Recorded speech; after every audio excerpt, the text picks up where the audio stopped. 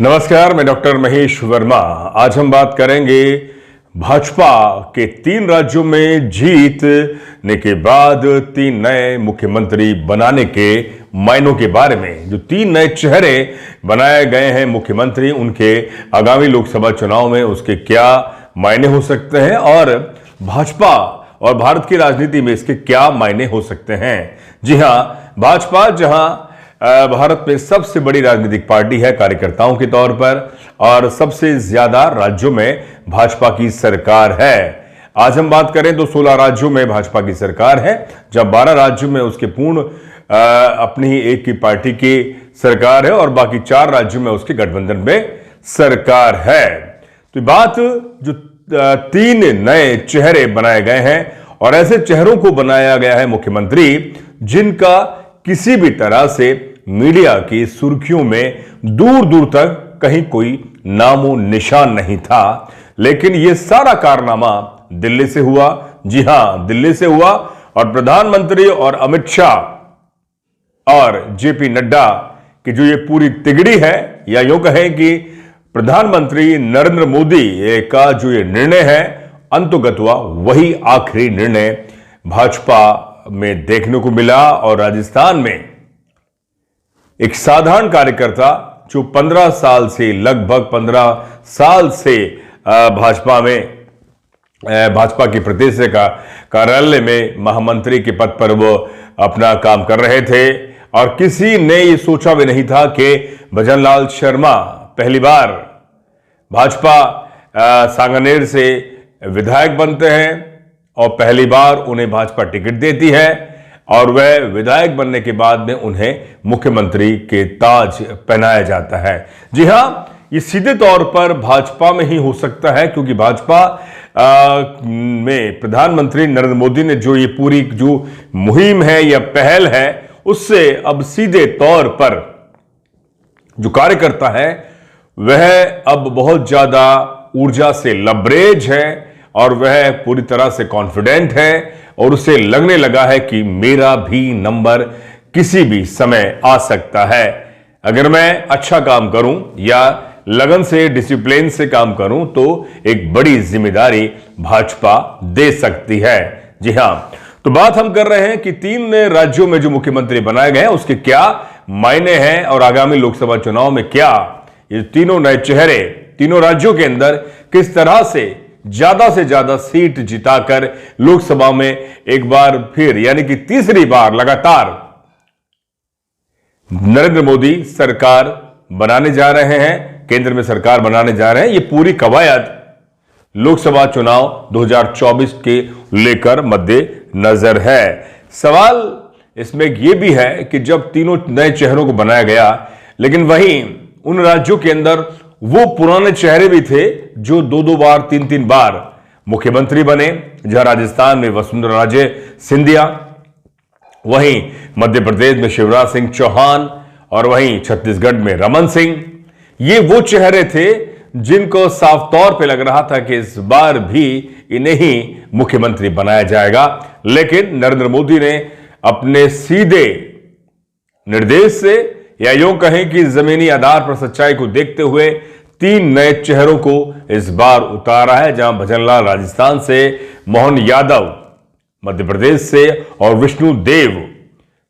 जो आदिवासी समुदाय से आते हैं वो छत्तीसगढ़ के सीएम बनाए गए। और तीनों संघ विचारधारा से हैं और संघ के पुराने कार्यकर्ता भी रह चुके हैं, यानी कि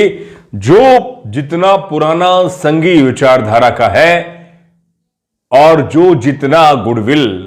में अमित शाह और प्रधानमंत्री के गुडविल यानी कि गुड बुक में है, वही सीएम बनाए गए हैं। यानी कि अब कहा भी यह भी जा रहा है कि अब जो सीएम की कुर्सी या सीएम का जो भी पूरा काम है वो दिल्ली से चलेगा, उनके निर्देश पर चलेगा। और यहां पर जो भी मुख्यमंत्री बनाए गए हैं, जैसे कि गुजरात में आप देख सकते हैं या उत्तराखंड में देख सकते हैं, ये तमाम जो मुख्यमंत्री बनाए गए हैं, या आप गोवा में आप देख सकते हैं, ये जो तमाम मुख्यमंत्री हैं वह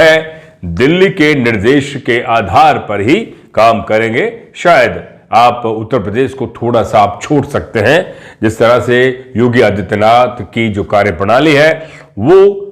कुछ हद तक वह अपने ही दारोमदार अपने कंधों पर वो करते नजर आ रहे हैं। लेकिन कहीं ना कहीं दिल्ली का जो निर्देश है, दिल्ली का जो आदेश है, यानी कि प्रधानमंत्री का जो आदेश है, उनकी जो पूरी जो तिगड़ी कहें या दुगड़ी कहें, वही उसी के मद्देनजर वो इस बार सीएम बनाए गए हैं। लेकिन बात मैंने कही आपसे कि शिवराज सिंह चौहान, रमन सिंह और वसुंधरा राजे एक ऐसे नेता जो अटल आडवाणी के जमाने से वो राज्यों के अंदर मुख्यमंत्री बने, वह कहीं हद तक प्रधानमंत्री नरेंद्र मोदी को उन्होंने को दिल से कहें या शायद वो इतना पसंद नहीं करते थे, लेकिन धीरे धीरे जिस तरह से नरेंद्र मोदी की सरकार 2014 में बनी और उसके बाद में उन्होंने पूरी से अपनी पार्टी पर वो काबिज हुए, तो कहीं ना कहीं इन्होंने भी प्रधानमंत्री नरेंद्र मोदी के नेतृत्व को स्वीकार किया। लेकिन कहीं ना कहीं वह नरेंद्र मोदी अमित शाह की जुगलबंदी को भी स्वीकार नहीं कर पाए, लेकिन सरकार तो चलानी थी। सवाल यही है कि नरेंद्र मोदी जब 2010 से 14 के बीच दरमियान गुजरात के मुख्यमंत्री थे, तो यहां दिल्ली में आडवाणी शीर्ष नेता थे और वह कई बार मंच पर शिवराज सिंह चौहान को नरेंद्र मोदी से बेहतर नेता भी कह चुके थे। और कहीं ना कहीं आडवाणी ही थे जिन्होंने नरेंद्र मोदी को आगे किया, जहां गुजरात राइट्स के बाद में जहां अटल बिहारी वाजपेयी ने कहा था कि आपको भी एक जो जिस तरह से जो राइट्स हुए हैं उसमें आपने जो देखना चाहिए या आप पर सवाल उठते हैं, उसको लेकर आडवाणी ने पूरी तरह से नरेंद्र मोदी का बचाव किया। लेकिन 2010 की बात कहें, जो 10 और 14 के बीच में, वहां सीधे तौर पर जो शिवराज सिंह चौहान, वसुंधरा राजे पूरी तरह से या आडवाणी खेमा को कभी नहीं चाहता था कि दिल्ली में नरेंद्र मोदी आए और यहां पर पार्टी पर काबिज हो और वह पीएम फेस बने। ये तमाम बातें धीरे धीरे जो राजनीतिक विश्लेषक हैं, राजनीतिक जानकार हैं, उनके जो अनुभव है, उनकी जो पत्रकारिता का जो अनुभव है या उन्होंने जो देखी सच्चाई भाजपा की, उससे वो निकल कर आ रही है। लेकिन जब 2014 में 2013 में गोवा में राजनाथ सिंह ने जब प्रस्ताव रखा कि प्रधानमंत्री फेस नरेंद्र मोदी होंगे 2014 लोकसभा चुनाव में, और वहीं 14 में भाजपा सरकार में आती है, प्रधानमंत्री नरेंद्र मोदी बनाए जाते हैं, तो उसके बाद की जो तस्वीर है वो आप सभी के सामने है। यानी कि 14 में पीएम मोदी, नरेंद्र मोदी पीएम बनते हैं, फिर 19 में बनते हैं और अब 2024 में जिस तरह से पूरी तरह से भाजपा के कार्यकर्ता और भाजपा के रणनीतिकार कोशिश कर रहे हैं कि धीरे धीरे पूरे भारत में वो अपने तमाम राज्यों को सरकारें बनाते जा रहे हैं। साउथ का अगर आप कहें तो साउथ को छोड़ दें तो लगभग जो हिंदी बेल्ट है उसमें भाजपा पूरी तरह से लगभग काबिज हो चुकी है, या कहें उसे सरकारें बना रही है, सरकारें बना चुकी है। अटल आडवाणी की दौर था, उस दौर से आगे निकलकर अब अमित शाह, नरेंद्र मोदी और अमित शाह की जोड़ी इस समय एक नए भाजपा का गठन कर चुकी है, जिसमें हिंदू राष्ट्र और सनातन धर्म को आगे ले जाने की वो बात कर रही है। तो ये विचार अब उनके कार्यकर्ताओं में नजर आने लगा है। और अब देखें कि आप भारत की सबसे बड़ी राजनीतिक पार्टी है, चाहे वोट और परसेंटेज की बात करें या राज्यों के जो तमाम राज्यों में उसके जो सरकार है उसकी बात करें या कार्यकर्ताओं की संख्या की पर बात करें, तो ये इस समय बात तय है कि 2024 में जो लोकसभा चुनाव है उसमें भाजपा की जो सीटें हैं,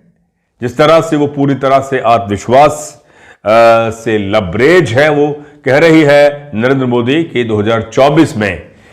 एक बार पुनः वह सरकार बनाएगी। वहीं विपक्ष ने जो आज एनडीए गठबंधन के तहत, इंडिया गठबंधन के तहत जो बैठक हुई है, उसमें वो पूरी तरह से वो भी कोशिश कर रहे हैं कि इस बार किसी भी तरह से मोदी भाजपा को शिकस्त दें। लेकिन वहीं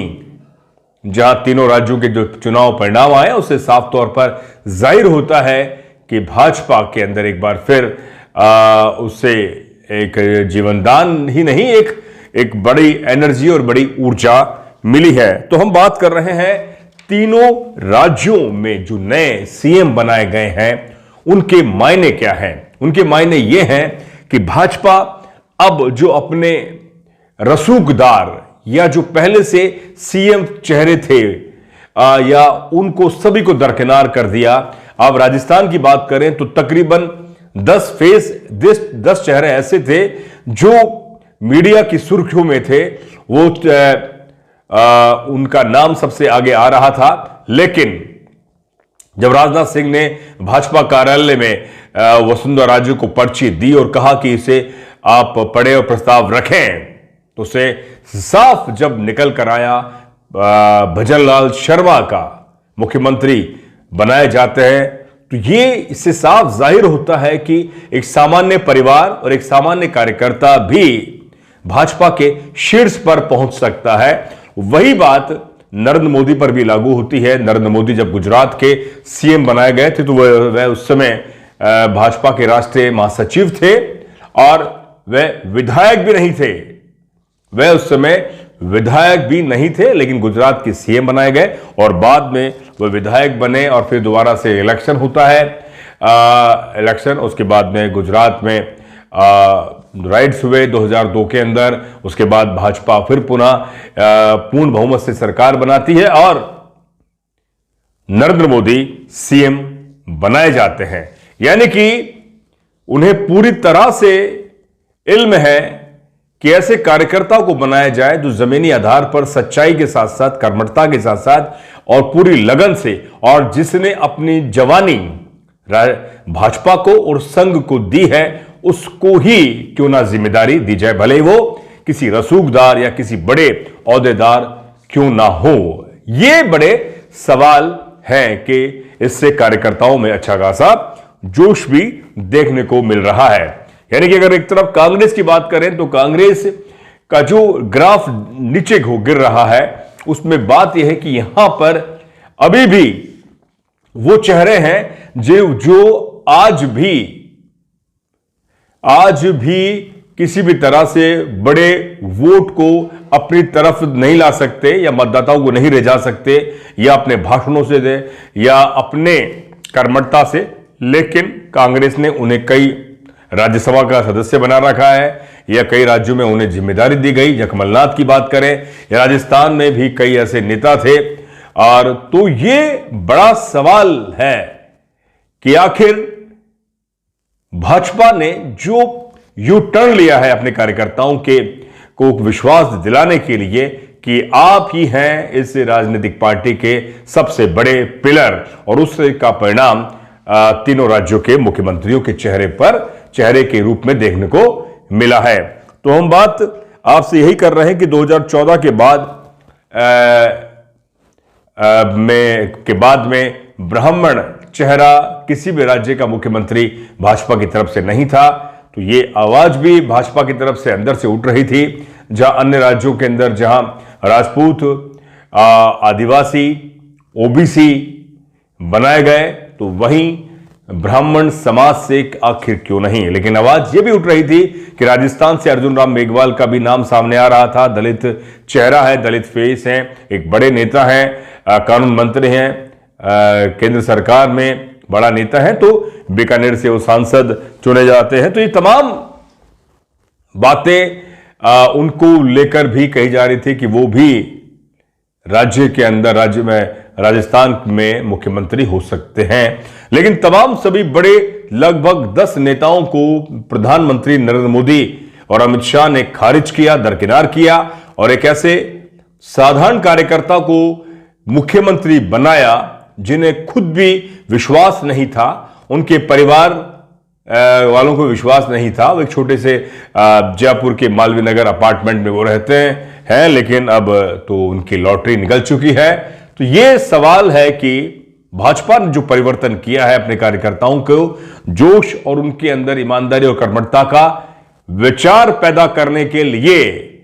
कि आप ही हैं जो 2024 में भाजपा को पुनः एक बार केंद्र में सरकार बनाने की ओर अग्रसर करेंगे। तो ये बड़ा सवाल है। और यह भी कहा जा रहा है कि जिस तरह से मध्य प्रदेश में एक यादव चेहरे को बनाया गया है, जिससे कि जो अन्य राज्य हैं जिसमें उत्तर प्रदेश और यूपी, उससे जो यादव बेल्ट है उनको भी एक बड़ा संदेश दिया जा सके। आदिवासी समुदाय से छत्तीसगढ़ में बनाए गए हैं, तो आदिवासी समुदाय को भी जोड़ने की बात की जा रही है। ब्राह्मण समाज उसका भाजपा का और संघ का एक वैचारिक सबसे बड़ा थिंकर है, और उसको जो कोई बड़ी जिम्मेदारी या सीएम बनाया गया है, तो कहीं ना कहीं उसमें भी एक बड़ा विश्वास पैदा हुआ है। और एक बड़ा सवाल यह है कि भाजपा की अगर बात करें, जो बड़ी जो जातियां हैं, जो सत्ता की ओर जो जातियां मुखर होकर सामने आई हैं या सत्ता पर काबिज हुई हैं, जहां महाराष्ट्र में मराठा, राजस्थान में जाट, राजपूत, उसके साथ साथ दलित समुदाय, मीना समुदाय, गुर्जर समुदाय, ये वो जातियां हैं जो कहीं ना कहीं सत्ता की ओर, सत्ता के शीर्ष पर होने की ओर अग्रसर है। लेकिन भाजपा ने अगर वो इनमें से किसी एक को बड़ी जिम्मेदारी देती तो शायद दूसरी जाति नाराज हो जाती। तो इस बात को भी भाजपा के शीर्ष नेतृत्व ने स्वीकार किया और इस बार एक ऐसे नेता को, एक ऐसे कार्यकर्ता को सीएम बनाया गया है जिससे कि किसी भी तरह की गुटबाजी ना हो पाए। आपने देखा होगा कि विधानसभा चुनाव से पहले राजस्थान में एक बहुत बड़ा गुट था, जब गजेंद्र सिंह शेखावत का एक अपना गुट था, राजेंद्र राठौड़ का एक अपना गुट था, वसुंधरा राजे का अपना एक गुट था। ये सभी गुटबाजी के को देखते हुए ऐसा लग रहा था कि भाजपा इस बार के विधानसभा चुनाव नहीं जीत पाएगी। लेकिन कांग्रेस ने कहा, यह भी जा रहा है राजनीतिक जानकारों के मुताबिक कि गहलोत ने थाली में सजाकर भाजपा को सरकार सौंप दी है या दे दी है। जहां कांग्रेस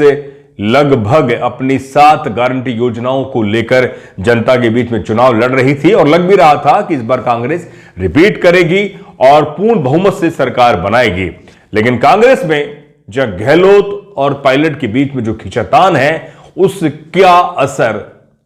असर इस बार के विधानसभा चुनाव में देखने को मिला है। लेकिन वही बात कहें इन तीनों राज्यों के नए सीएम को लेकर, यह भी कहा जा रहा है कि ये सीएम प्रधानमंत्री का फेस यानी कि नरेंद्र मोदी का चेहरे हैं। नरेंद्र मोदी की तमाम योजनाओं को लेकर, जो राष्ट्रीय योजनाएं हैं, उन योजनाओं को मोदी के चेहरे के तौर पर वे रूपांतरित करेंगे या दिखाएंगे या बताएंगे जनता के सामने। तो ये नेता सफल है, तो ये सीएम सफल है। अन्यथा अगर ये किसी भी तरह की कोई कामचोरी करते हैं या अपना चेहरा चमकाने की बात करते हैं, तो दिल्ली से एक बड़ा फरमान आएगा और हो सकता है कि जो सीएम चेहरे बाद में बदले भी जा सके। लेकिन ऐसा फिलहाल लग नहीं रहा है, क्योंकि 2024 का जो लोकसभा चुनाव है वह भाजपा को किसी भी हद में जीतना है। सवाल यह है कि 2024 से पहले जो 5 राज्यों में चुनाव हुए हैं, इससे यह भी कहा जा रहा है कि यह सेमीफाइनल है फाइनल 2024 के लोकसभा चुनाव से पहले की एक बड़ी तस्वीर खींचने के लिए। तो साथियों, जैसा कि राजस्थान में 115 भाजपा को मिली है, 69 का कांग्रेस को, और वहीं छत्तीसगढ़ में 54 बीजेपी को। छत्तीसगढ़ में जहां बीजेपी को 54, कांग्रेस को 35 और 9 मंत्री छत्तीसगढ़ में मंत्री हार गए। और वहीं राजस्थान में अगर बात करें तो बीजेपी को जहां 115, कांग्रेस को 69 और 2 बहुजन समाज पार्टी को, 13 अन्य यानी कि निर्दलीय और एक हनुमान बेनीवाल खुद जीते हैं। और साथ ही 17 कांग्रेस के मंत्रियों को हार का सामना करना पड़ा है। जी हां, वही बात करें मध्य प्रदेश में 163 भाजपा को सीटें मिली हैं और कांग्रेस को 66, और जहां 11 मंत्री कांग्रेस के हार गए हैं। यानी कि एंटी कंबेंसी बड़े स्तर पर कांग्रेस में, राजस्थान में बात करें तो उनके मंत्रियों को और उनके विधायकों को लेकर थी, सरकार को लेकर एंटी कंबेंसी नहीं थी। यानी कि जो आज हमने बात आपसे करी, जो 3 नए चेहरे हैं, उनके मायने यही है कि वो किसी भी तरह से जो कार्यकर्ता है उसमें जोश भरा जा सके और 2024 में जो लोकसभा चुनाव है उसमें एक बड़ी जीत दर्ज कर सके और प्रधानमंत्री नरेंद्र मोदी एक बार पुनः केंद्र में अपनी सरकार बना सके। तो साथियों, बहुत बहुत शुक्रिया। फिर मिलेंगे एक नए मुद्दे के साथ। दीजिए इजाजत। शुक्रिया।